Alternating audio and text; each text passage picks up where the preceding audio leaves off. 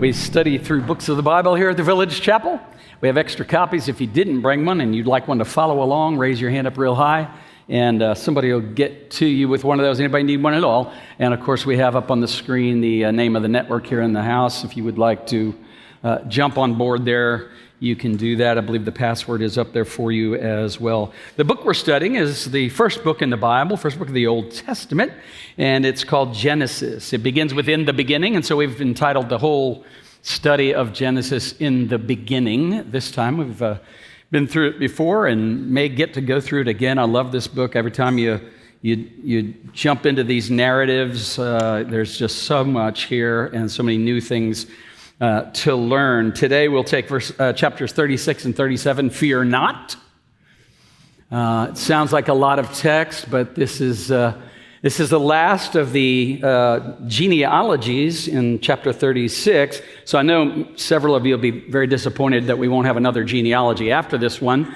Myself, I do kind of enjoy reading through these, and every now and then there's a brilliant little statement that just sort of surfaces in the middle of all the names, and it just reminds you of some of what's going on, and that it's there's so many things about it. I'll point some of that out. But today I want to start with let's see if I can do this. I've got a pointer here that, Mr. Technology here, right? Okay, there we go. Yeah, good. So we'll be reading about Esau and his descendants and how they settled down here in Edom to the south and a little bit east and down into the mountain range Seir. Okay. I'll remind you that most of the activity in terms of the sort of hub of activity has been Hebron, and that is right about here. Jericho is up about here. Jerusalem's down in this area right here. Sorry about the rambling of my green dot there. That's the best I can do with I'm a little blood sugar low this morning, I think. So we're going to hit Shechem. We've talked about Shechem before. That's right up here. And then we'll see Dothan. I know most of you think of Dothan as in Alabama, but there is one here as well. As a matter of fact, it's quite fascinating to me. Do we have some of the, I think we've got a couple photos of the digs at Tel Dothan.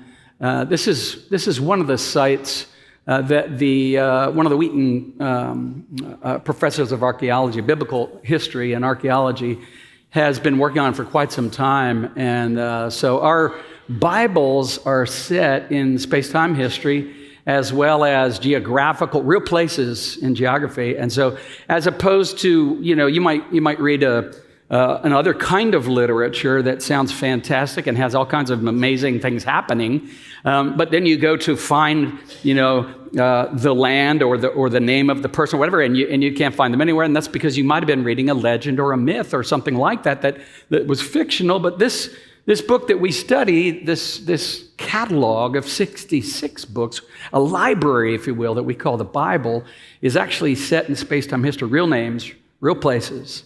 You can cross-check it. And that just sets it in a whole nother league, doesn't it? It makes everything kind of different. But anyway, there's some of the guys doing some of the digs there, and they've found some amazing stuff there, including stuff that dates back to the Middle Bronze period, which is that era of human history. I think it runs 2200 BC to about 1500 BC, so it certainly would include some of what we're reading right now. So with all of that in terms of history, I would like very much to read for us, if you will, Genesis 36 and 37. Lord, what we know not, I pray that you would show us, teach us. What we see not, I pray that you would show us. What we have not, I pray that you would give us. And what we are not, Lord, pray that you would make us. So, at 120 years old now, we studied last week, Pastor Matt led us through chapter 35, and Isaac had died at 180, and now Esau and Jacob are 120 years of age. So it's awesome to think about, isn't it? Yeah.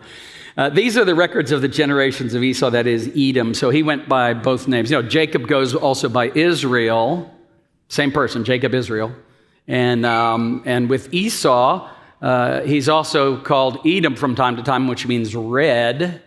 And most of the Bible commentators will tell you it probably had red hair and was a hairy man. I mean, that's exactly what they would say. Esau took his wives from the daughters of Canaan. Adah, the daughter of Elon the Hittite, and Oholibamah. That's an interesting name, too, isn't it? Oholibamah. It sounds like they're either related to a president or perhaps from Alabama. I'm not sure which one that might be, but it's an interesting name. It means tent of the high place, which isn't necessarily a good thing. High places were places where people would go and worship, and in the cases of Canaanites, they would go and worship pagan deities.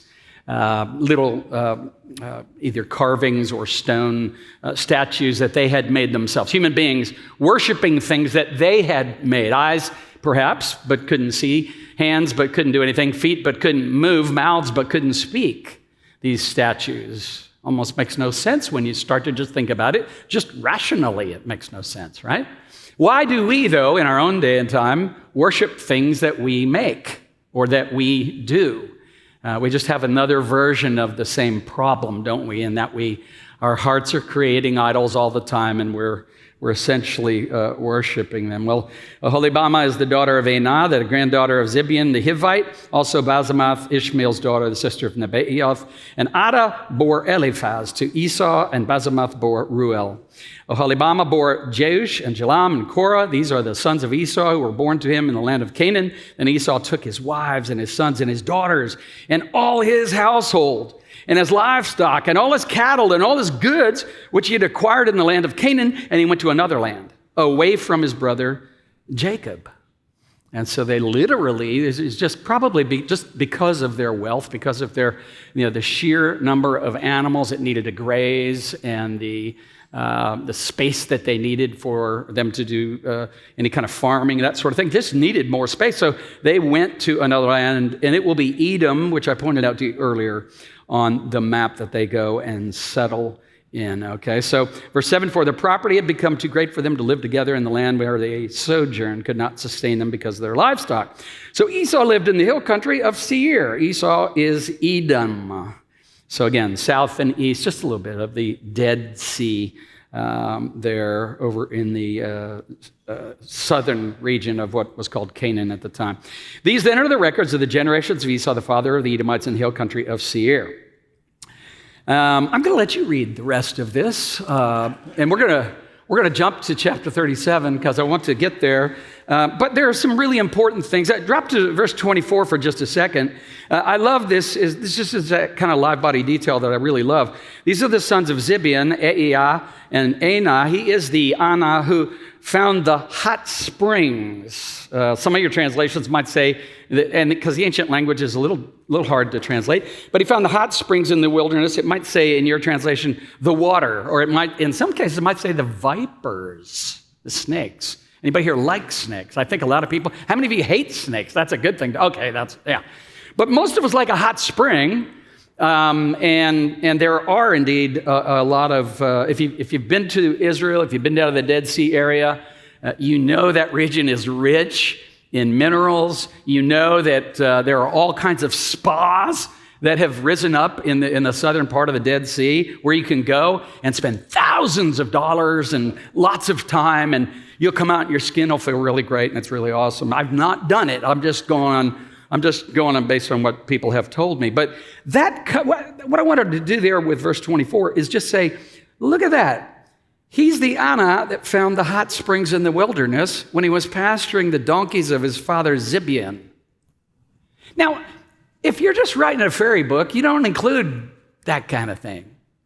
It's just superfluous at that point. But if you're writing history, if you're writing real, the guy that actually, like we have a lot of towns where you pull into the town and says, this is such and such a city, the home of, and there's a notable person, right? And here, all the way down there, they got a sign in their ancient way, and they wrote a little thing that this is the home where so-and-so founded the hot springs, And so for historical purposes, it's just fascinating to me. And you go on and read the rest of those over lunch together, and while you're waiting for your food to come. But you'll find it quite fascinating. And I want you to know why I think that's true, why I would even suggest that. And this is why. It's this. It has the scent and smack of real history. Okay? They aren't just made up names. They're names that you read elsewhere in the Bible, or sometimes even in literature that isn't contained within the scriptures, ancient Near Eastern literature that we find, okay? It's got that smack and that scent of history because it's real details.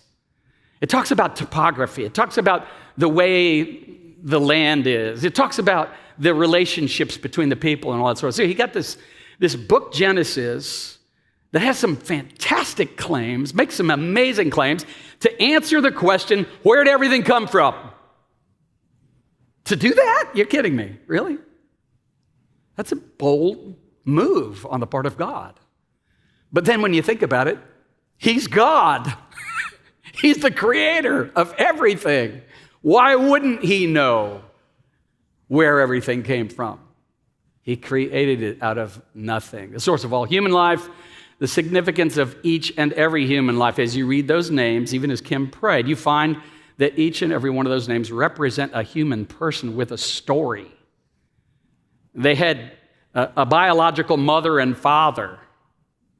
They had, many of them, siblings of some sort. And we'll see some sibling rivalry here in the next chapter, won't we? The connectivity of all human persons, because you see how even here with Esau, named also Edom, he's related, isn't he, to Jacob. And so when we read of some of the descendants of Esau, we're kind of reading about the cousins of the descendants of Jacob, which you read about last week when Pastor Matt walked you through chapter 35.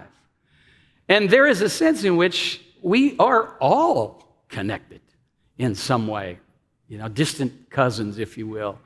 The spiritual longings of humanity. Of course, our Bibles are not merely a record of lives lived, but this is a record of God who has been in pursuit of a people that he created and placed within them a hunger and a longing for him. And what's gone wrong with the world, which is a question philosophers ask all the time, cultural and analysts ask that all the time. What's gone wrong with the world? The Bible also answers that question. When sin entered the world, our hearts rebelled against the one who made us and created us with a longing, and the deepest longing that he created us with is for him. And sin entered the world, and we turned away from him and tried to live our lives as if he doesn't matter or doesn't exist.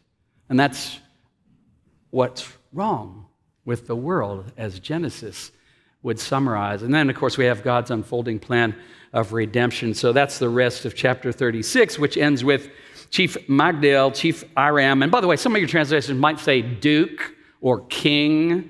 And so these are ancient titles that probably would represent, from what a lot of the commentaries would suggest, that probably represent somebody who's a leader of a tribe or a clan, as they might call them back then, perhaps of 1,000 people or so. These are the chiefs of Edom, that is Esau, the father of the Edomites, according to their habitations in the land of their possession. Now, the Edomites will be mentioned again and throughout our Bibles. We find them sometimes being the enemy of Israel, just as Jacob and Esau were sort of, fighting with each other a little bit there, as we've already studied their story. And they had a great reconciliation, I think in chapter 33. And they come back together to bury their father at the end of chapter 35 there, I believe. And so there is this give and take in the relationship, and it looks very much like a relationship, like we would expect a relationship to look. So these are real people with real stories and a real need for God in their lives and the redemption that God can bring to their lives. So we're going to title chapter 37, The Time the Dream Became a Nightmare. Okay, so you might want to sit up straight. This is one of those times. I don't know, how many of you do remember your dreams often? You're pretty good at it. My wife's great at it.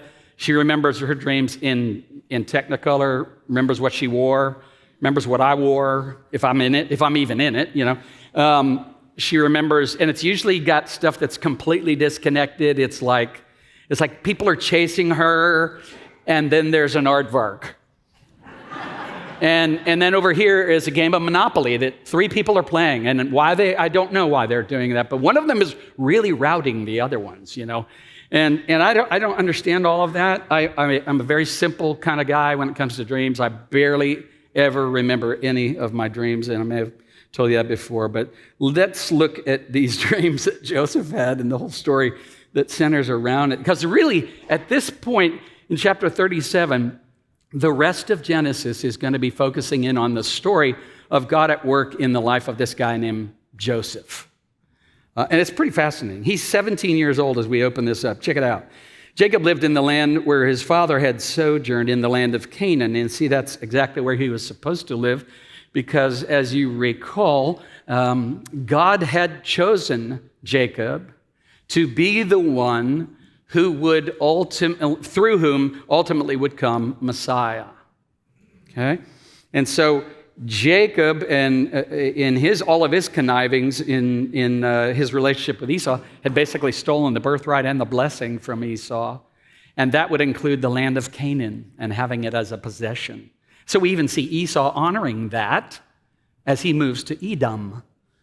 And Jacob is here in Canaan. These are the records of the generations of Jacob. And right here you would expect there to be a genealogical record, but there isn't.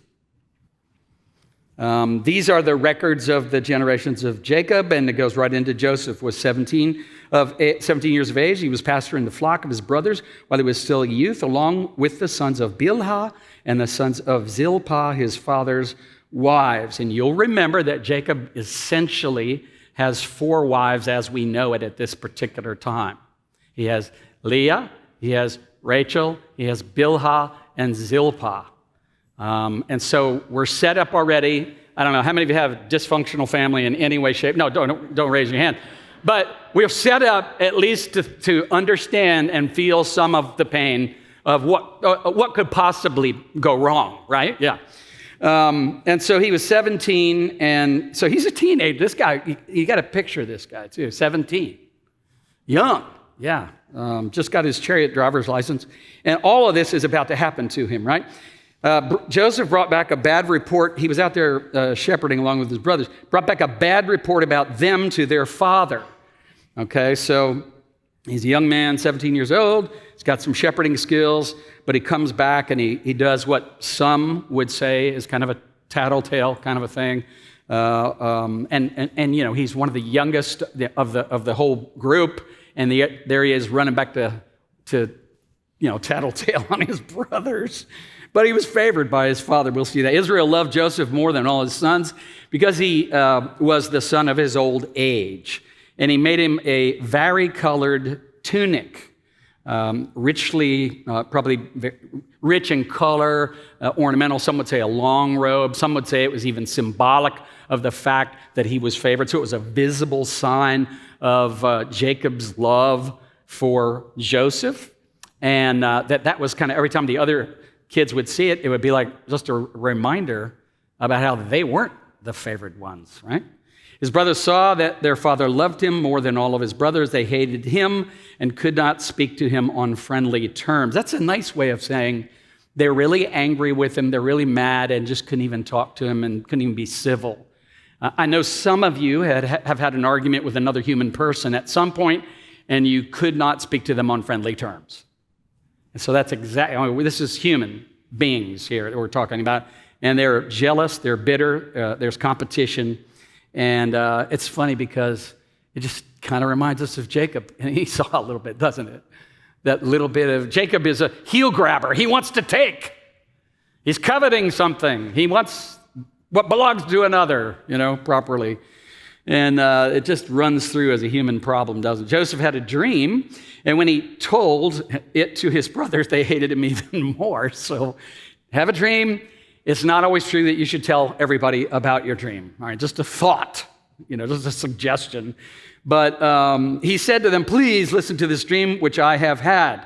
Again, and not yet good at dream interpretation. He'll get better at that later. I think learning through this experience, he may learn something about interpreting dreams. He says, for behold, we were binding sheaves in the field, and lo, my sheaf rose up and also stood tall, and behold, your sheaves gathered around and bowed down to my sheaf. Now, how do you think that went? You got the multicolored coat. You got Dad's love. He seems to be favoring you in ways that just have made us mad for, these many, many 17 years since you were born.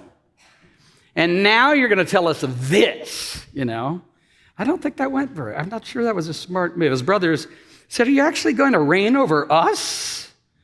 Are you really going to rule over us? So they hated him even more for his dreams and for his words. Now he had still another dream, and he related it to his brothers. And you would think at that point, how'd it go last time, bro?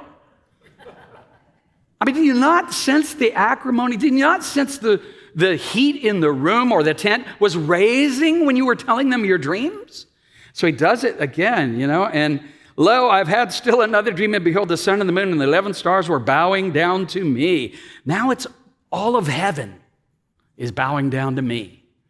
And 11 is the number of brothers. So they're supposed to, they would get this, right? And he related it to his father and to his brothers. His fathers rebuked him. Even his father, who favored him, is rebuking him, right? And said to him, what is this dream that you've had? Shall I and your mother, the sun and moon, and your brothers, 11 of them, actually come to bow ourselves down before you to the ground? So his father gets this and kind of rebukes him in this whole thing, right?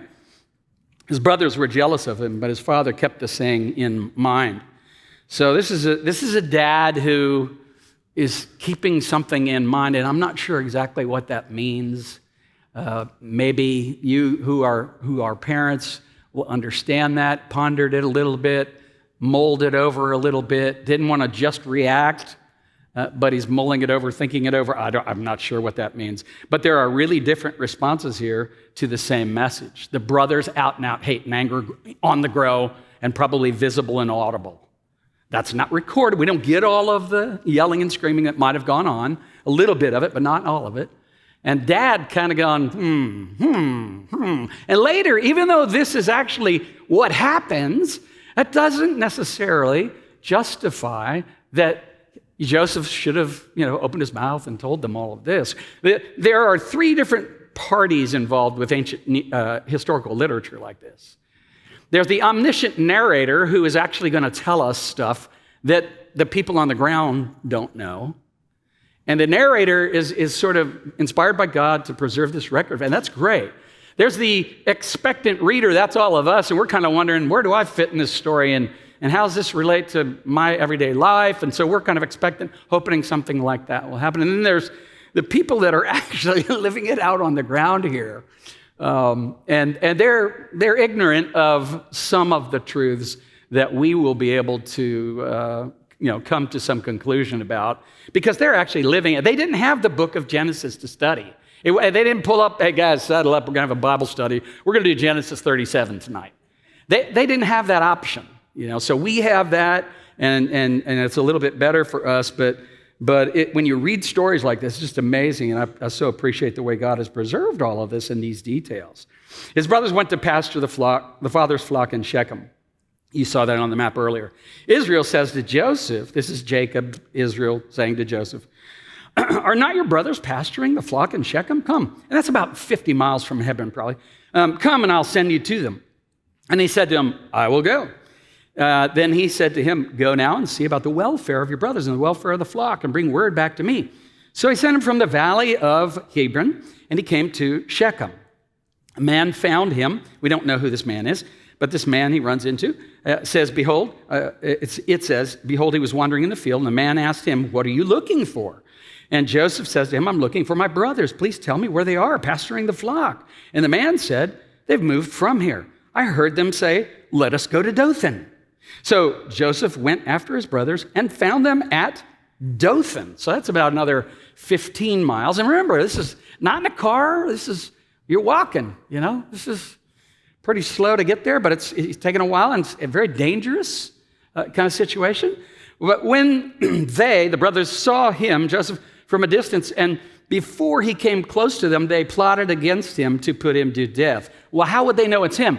Well, he's wearing a multicolored tunic.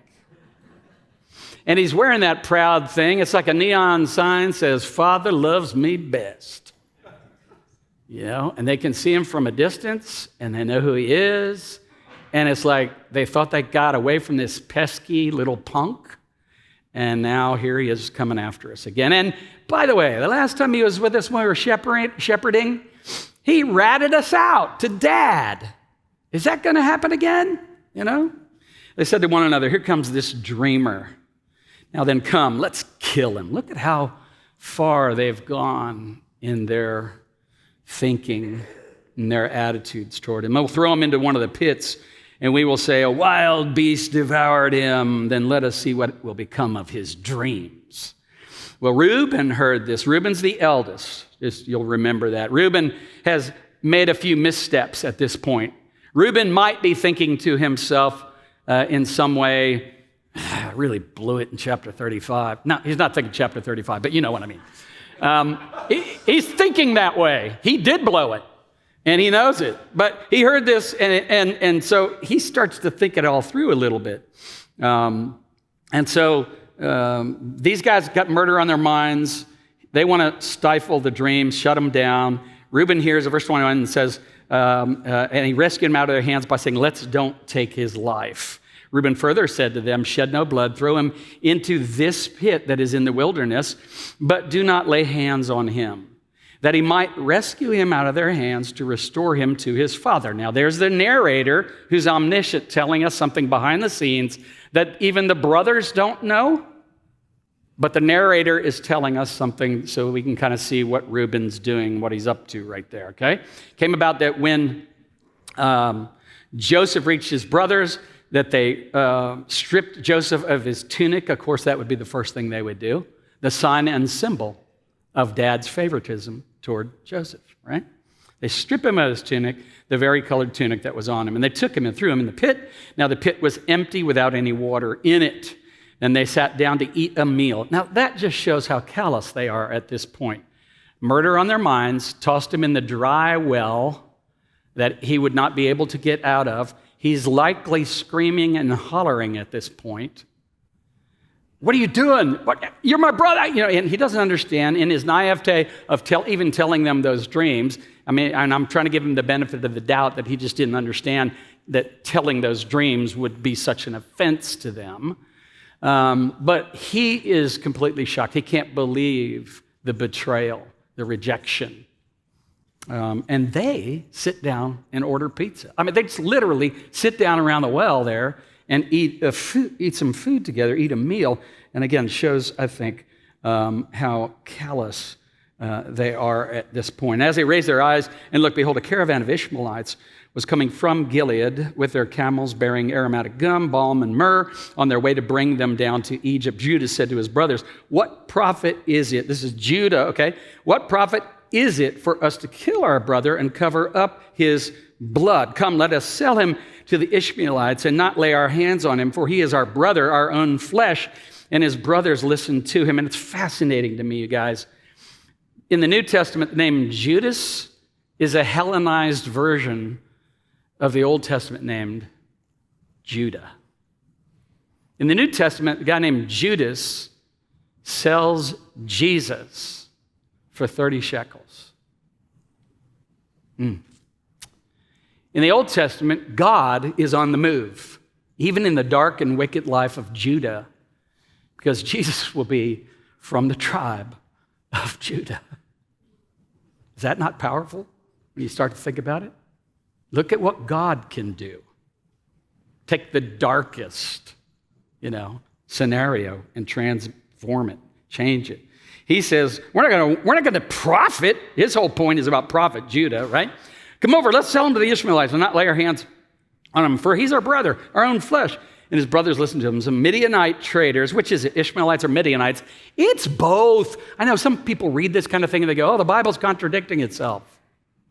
That shows us that part of that was written by one guy and part of that was written by another guy. Well, it may have been written by different people. It's quite possible. It may be that this is an edited work. That's quite possible. But Midianites and Ishmaelites could easily have been the same. In other words, the Ishmaelites would be like saying, for us, you're an American, but raise your hand if you're a Tennessean, or raise your hand if you're a Nashvilleian. Okay, so it gets a little smaller. Or where are you from in Nashville? So there's that same idea here. The Midianites would indeed be Ishmaelites too. And these Midianite traders passed by, and they pulled him up, lifted him out of the pit, sold him to the Ishmaelites for 20 shekels of silver. Thus they brought Joseph into Egypt. Reuben returned to the pit. Evidently Reuben, and we're not told this by the narrator, but evidently he was not there at that time when this Midianite group comes through and the other brothers pull him out of the pit and sell him. He comes back, Reuben does, and Joseph wasn't in the pit. So Reuben, tore his garments. Remember this, in his mind, there was going to be a way to save Joseph's life. Now what happened to him? Where is he? And he returned to his brothers and said, the boy's not there. As for me, where am I to go? Well, they took Joseph's tunic. We don't get a lot of narration here about how that all goes down. But they did take Joseph's tunic and they slaughtered a male goat. Ironic, because when Jacob lied to his father Isaac, he used the skins of a goat and the meat of a goat. Interesting. So Joseph's brothers slaughtered a male goat, and they dipped the tunic of Joseph, the varicolored coat, in the blood, and they sent the varicolored tunic and brought it to their father. And time is going by really fast here.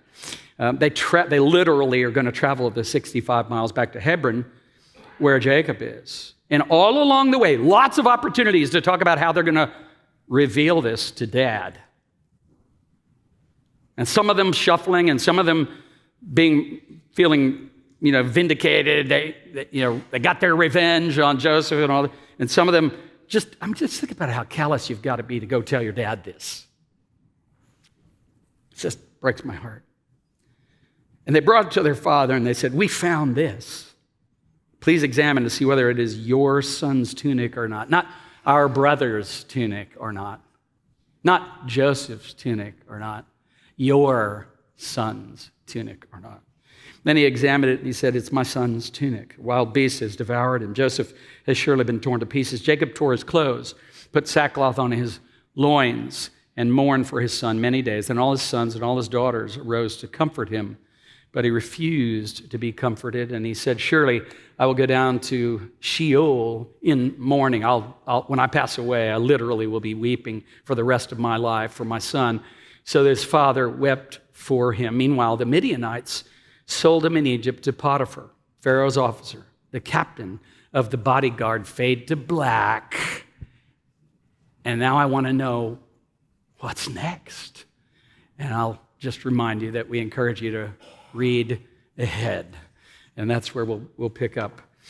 So we have from here, of course, as we've seen on the map, real places that are named in this chapter, and some real space for discussions to happen, manipulations to be arranged, conspiracies to be talked about, anger vented, frustration vented, all of that. Real people going through all of this kind of stuff. What do we see here? At the very least, there's a warning against parental favoritism, and actually, I should just say there's a warning against favoritism, because we do it. All of us do it at some point, don't we? We arrange for things so that we can meet somebody that we favor, and we're opportunists, aren't we? And so we treat them differently. In some way, Jesus would talk about it, he'd say, give them a prominent seat, that kind of thing. And favoritism I think that's a good warning for us in this particular passage. We're going to get to the gospel in this, which is really great. But I think there are some everyday practical lessons that we can draw from this as well. So favoritism, and those of you that have multiple children, I'm sure you struggle with it a lot. If you are a sibling of many, you might understand either feeling on one side or the feelings on one side or the other of favoritism that was shown. My mom has 4 sons, and I am her favorite. And so are my other 3 brothers. And she makes sure that each one of us knows that, see? It's hard, though, isn't it? And But I think it's a good word to all of us at any time. Don't show favoritism. The back behind all of this is the worldview of the biblical thinker. When asked the question, what does it mean to be a human person? The answer from Genesis comes back. It's to be created in the image of God. And therefore, every human person, whether they believe what I believe or not, whether they look like me or not, whether they live in our country or not, or somewhere else, doesn't matter. Every human being has intrinsic value. Why? Simply because they're created in the image of God. Therefore, the Bible leaves no room whatsoever, not one bit of room for racism or some kind of prejudice against somebody else because they don't think like you or think like me or look like you or look like me. No. Every human person has intrinsic value because they're created in the image of God. I may not reflect that image very well at any point in time in my life. That's true. And others may reflect that image even worse or twist that and distort that image even more like a carnival mirror. But there is something in every human person when they're created in the image of God that makes their life important to God from the womb to the tomb. No matter where they're born, no matter how old they are, how young they are, how infirm they are, it doesn't matter. Every human person, womb to tomb. Secondly, I think we're reminded here to read the room. Isn't that an awesome thing there that, Joseph, read the room, dude.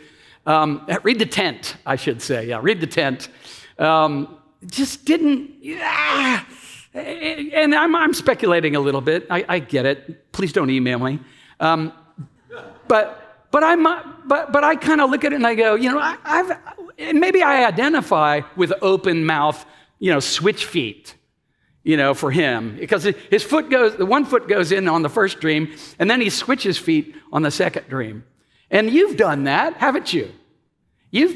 When the words rolled out of your mouth, don't you remember a time when you were going, oh no, and there was no way to retrieve them, And you just made a mess of things because you didn't read the room or you didn't read the moment. And it's happened to me all the time. So a good lesson for all of us, I think. And I think, though, thirdly, and this is where we turn, I think, to the eternal and timeless lessons that really are here for us, our longing for a perfect love.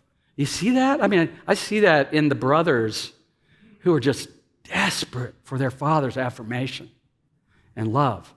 And, you'd think that Jacob might have known a little bit about this because he was his mama's favorite and Esau was the daddy's favorite in the Isaac and Rebekah household.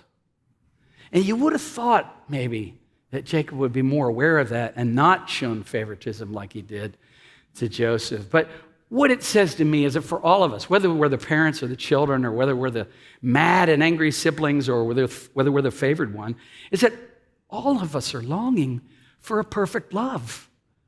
We all want to be fully known and fully loved. And that's the beauty, really, of the gospel. I've got to move quickly. That leads me to my final point, which would be this. God's always at work, sometimes silently, but nonetheless sovereignly, working out his plans and purposes, often despite our immaturity, Joseph, foolishness, everybody, and even our wickedness, the brothers in this particular case. John Lennox has a book on the life of Joseph. He said, sad when some people, with the best of motives, eager to protect the doctrine of the sovereignty of God, forget the glory of God's genius in creating human beings capable of responding to him in trust and obedience. It is equally sad when others so stress human freedom that they make no space for the glory of God's providence. You see, we see in this chapter the glory of God's providence on display because he's literally shepherding history. Because we've got the perspective of people who have read to the end of the book. See, we know the story. And what we're seeing here is God shepherding all of this to where the story of redemption begins to flow. Joyce Baldwin has one of the really great commentaries on Genesis. She said Joseph was going through an experience which was become a major theme of the Bible. The godly servant was despised and rejected, only to become the rescuer of those who abused him. The Lord's shepherd was underrated, was struck down, and his sheep scattered. But the sheep found they were the Lord's people. The way of the cross involved for Jesus betrayal by a friend as well as agony and death. But it was the way to life for all believers. You see how this story in 37 foreshadows the greater Joseph, Jesus, the one who actually suffers and dies, and it is his death and resurrection that become for us life in his name. Joseph, in a similar way, has been sold to Egypt. Most of you know the story. He'll go down there. And because he goes down there and God is with him, we'll be told that over and over again, God is with him, he ends up being used by God to save his entire family, as well as many, many thousands of people, just because the Lord uses him in a powerful way to save food during the time of famine. So this is just an amazing story to me, and it continues to remind me of my deepest longings, your deepest longings, to know that perfect love. And give me an opportunity for all of us to be reminded that that perfect love is actually found in the person and work of Jesus. We'll close with this quote from Spurgeon. Blot out every other reflection from your soul. Sit down by the hour together. We're doing that now. And meditate deeply on this one resplendent display of unmerited, unexpected, unexampled love. Christ died for the ungodly, including the parents that don't get it right all the time, including the favored kids and the kids that feel rejected, including all of the people that are victims of wickedness at the hands of others. Christ Jesus came to die for sinners like me, broken people like me, and broken people like you. For that, we give thanks. Let's pray. Lord, thank you for this amazing story. I sense the drama building as we get to that last verse, but I don't want to miss what we just read here. And as we consider how it does indeed point forward to the great love of Jesus for each and every one of us, I pray that the good news of the gospel will find root in our hearts, that we will look up to you to see that our Redeemer has come, to give thanks.